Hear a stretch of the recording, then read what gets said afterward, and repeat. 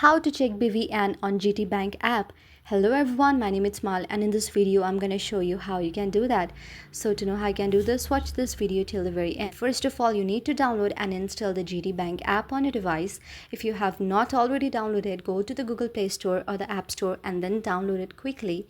After that, just log into your account from there. Open the GTBank app, enter your user ID and password, use the biometric authentication as well.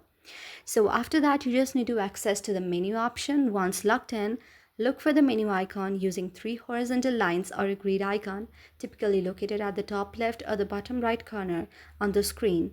Select the BVN option in the menu. Look for an option labeled BVN or My BVN and select it. View your BVN. Your BVN will be displayed on the screen now.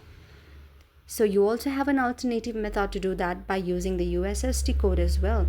But using the BVN, this is how you can do it simply. So by following the steps, you can easily check your BVN using the GTBank app or via USSD code as well. So I hope this video helped you. If you like the video, then please do hit the thumbs up and subscribe button and also comment on the comment section below. Thank you for watching. First of all, you need to download and install the GTBank app on your device. If you have not already downloaded, go to the Google Play Store or the App Store and then download it quickly. After that, just log into your account from there. Open the GTBank app, enter your user ID and password, use the biometric authentication as well.